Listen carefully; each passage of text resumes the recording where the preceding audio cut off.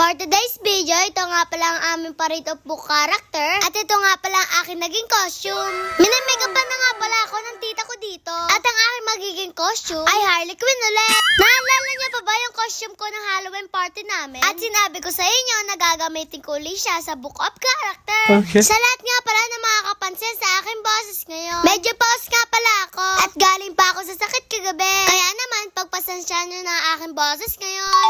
Tita ko nga pala ang nagme-makeup sa akin ngayon dyan. At medyo madali lang naman itong makeup na ito. Kaya sa kanya ko na pinagawa. Red at blue nga lang pala ang naging makeup ko dito. At nilalagyan na lang ako ng konting design sa mukha para maging Harley Quinn na lang talaga ang aking magiging itsura. Nilagyan nga pala ako ng maliit na heart dito. At lalagyan na rin ako ng mga XX yan para naman ang itsura talaga ni Harley Quinn ay makuha ko ng maayos. Sana all. Nilagyan nga din pala ako ng konting lipstick dito. At ito nga pala ang lipstick na ito. Medyo ikakalat namin. Kasi ito nakita namin sa mukha ni Harley Quinn. At nung natapos na nga pala ako make-upan dito, isinuot ko na nga pala ang aking mga susutin dyan para naman makapunta na ako sa aming school. Ayun na nga pala yung naging final look ng paggaya ko sa costume ni Harley Quinn. Hi guys, so pupunta na tayo sa school and makakakita kayo ng gagandang mga naka-character sa book and yun. Tara na! Panigurado nga pala, puro ang makikita natin sa aming school ay panigurado, naka-character sila lahat. Paano masabi? Nakarating na nga pala ako sa aming school at ang kailangan ko dito ay para talaga ako si Harley Quinn. And guys, so nandito na tayo sa school and makakita na kayo ng maraming kapangyarihan. Katulad ko na naanampal ako, ay namamalo ako. Ang kapangyarihan nga pala ng sinasabi ko dito, ito yung mga powers ng mga karakter nila. Hindi yung iniisip niyong powers ha, talagang powers ng mga karakter. Pumunta pala muna ako sa aming room dito para hintayin din ang aking mga kaklase. Guys, mamaya papakilala ko sila, mga may kapangyarihan. Guys, hindi kilikili power ha. Hi guys, so ngayon is, ito si Sophia as a Lamwerten. And ito naman si Nicole as a Captain Jack Sparrow. Hi. And this is Janica as a Anna. And this is Daniela. This is a Red Riding Hood. Book of Character.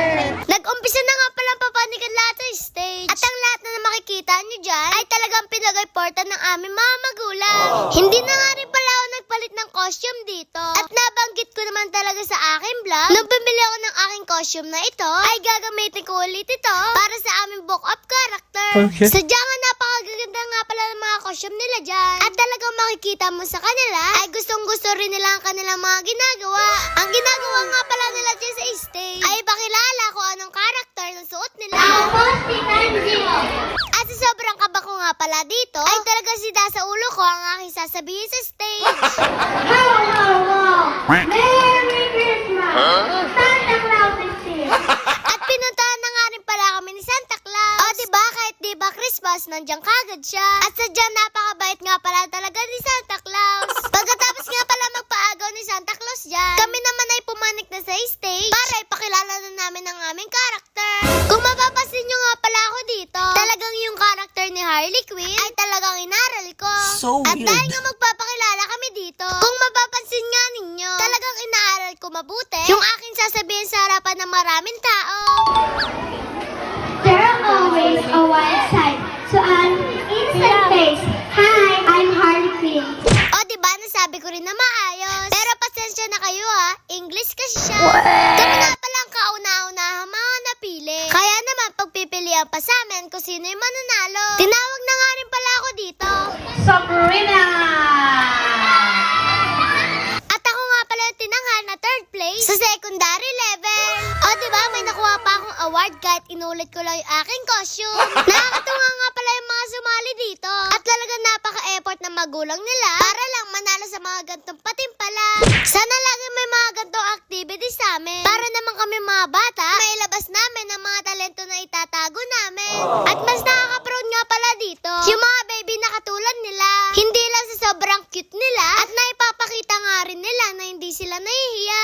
Siguro nga paglaki din ng aking kapatid na si Samira, lagi din siya sasali sa mga gantong patimpala. At panigurado, mas gagalingan niya pa ako. Kaya naman sa lahat na nanalo dito, congratulations nga pala sa inyong lahat. Sana sa susunod na taon ay sasali pa rin kayo para naman ang mga magulang natin ay ma-proud sa atin. Yun lang. like, follow, share. Thank you! Ho, ho, ho! Merry Christmas! Santa